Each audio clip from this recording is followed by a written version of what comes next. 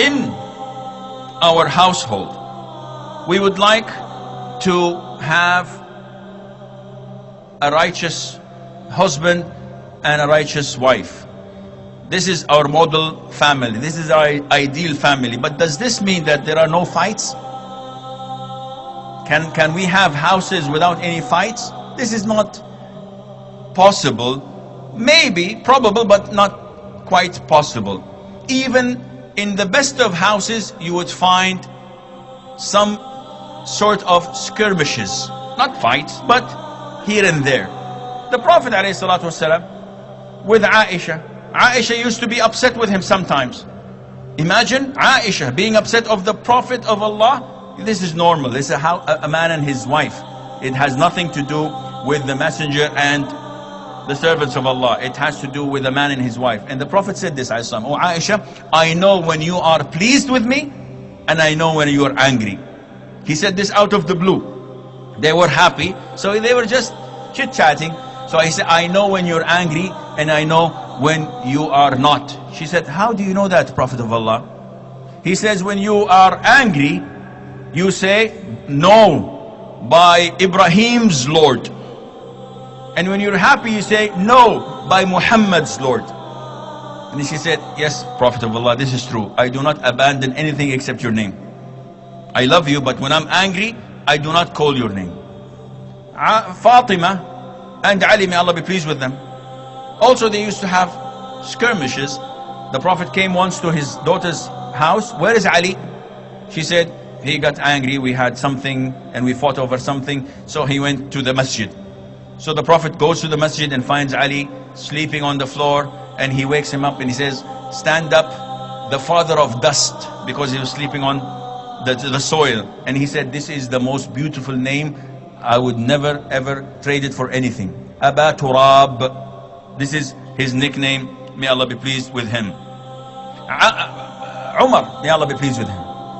A man has a fight with his wife, and he is so outraged of her character. So he goes to Umar to complain, the Khalifa, the Caliph.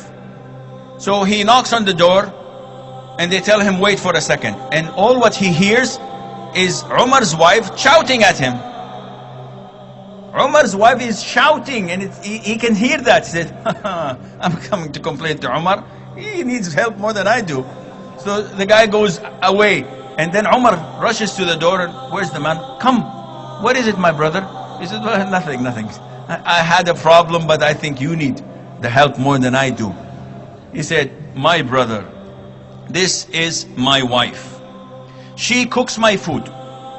She bakes my bread. She washes my clothes. She suckles and breastfeeds my children. And she does not have to do all of that. And not only that, my heart is calm, and I don't have to look for haram when she's with me. Don't you think I should tolerate her as she is tolerating me?" Wallahi, if we look at our spouses with this way, we would live a beautiful life. Because then whenever shaitan comes to us and says, "Do this or do that," I say, "No, she tolerates me. My wife tolerates me. I have a lot of shortcomings. So if she cooks the food that is bad and half burnt and no salt in it, I will eat it. I will eat 3 or 4 bites of it and say, 'May Allah bless you, the food was excellent.' And I'm lying. Why? Because I don't take her out. I don't buy her presents. I am not kind to her. I am not a perfect husband, so I tolerate her shortcomings, hoping from Allah Azza wa Jal that she tolerates my shortcomings, and by this we would have the perfect house. And Allah Azza wa Jal knows best. I pray to Allah subhanahu wa ta'ala that He would fix all our shortcomings, and that He would make our houses ideal Muslim houses. Wallahu a'lam.